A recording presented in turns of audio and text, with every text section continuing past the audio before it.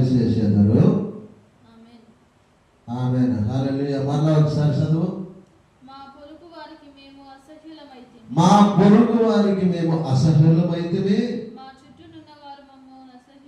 మా చుట్టూనున్న వారు మమ్మల్ని అసహించుకుందరు, ఎగతాళి చేసేదరు. హల్లెలూయా. ఎందుకు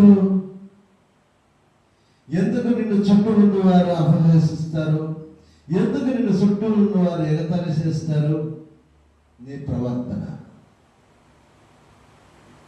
ప్రవర్తన, నీ అపవిత్రత భక్తి,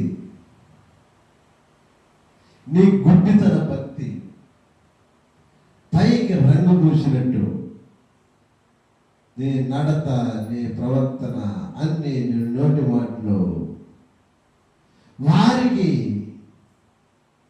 అంగీకారముగా ఉంది కాబట్టి వారు ఎగతాళి చేస్తారు.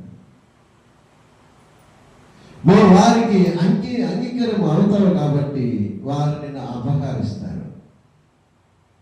నువ్వు ఒప్పుకుంటావు కాబట్టి నిన్ను అపహరిస్తారు.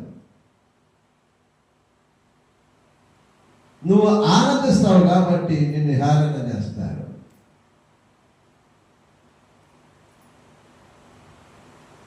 అదే నువ్వు తరిమి కొట్టినట్లు దేవునితో పోట్లాడి మోకాళ్ళు ఉండి ప్రార్థన చేసి ఆ యెరూషలేము నుంచి దావీదు రాజు ఆ యెరూషలేములో బలిపీఠము కట్టి అక్కడ ఉన్నవన్నీ సాధారణ అక్కడి నుంచి వెళ్ళిపోయినట్లు నువ్వు అక్కడ ప్రార్థన చేసి బలిపీఠములో నువ్వు దేవుడికి ఒప్పించినట్లయితే నిన్ను ఏది అపహరించదు, నిన్ను ఎవరు హేళన చేయటానికి మాత్రము సాధ్యము కానే కాదు. అందులో ఉందా?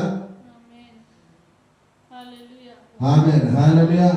కానీ కాదు.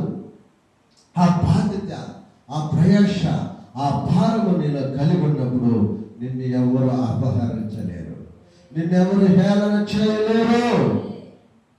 ఆమేన్. హల్లెలూయా. మనం ప్రార్థన చేసుకుందాం. పరిశుద్ధుల ప్రేమ దయ కనికరమ కలిగిన దేవ, దావీదు కీర్తనకారుడు ధోరణైనా అనేకమైనటువంటి రహస్యాలను మాకు అనుగ్రహించినందుకు నీకు వందనాలు, స్తుతులు, స్తోత్రములు చెల్లిస్తున్నాం. ఇంతవరకు నడిపించిన దేవా నీకు వందనాలు. ఇప్పుడు మీరు నడిపించి దీవించి ఆశీర్వదించమని నీ ప్రసన్నతను మా మీద కుమ్మరించి దీవించగలని తండ్రి నీ వాక్యముల్లోనైనా అయ్యా నీ కార్యములను అయ్యా స్తోత్రమైన నీ యొక్క పాటల్లోనూ అయ్యా అన్ని విధాలుగానైనా తండ్రి మమ్మల్ని నీవే బలపరిచి నడిపించమని ఈ పరిచయం నీది నా తండ్రి. నీవు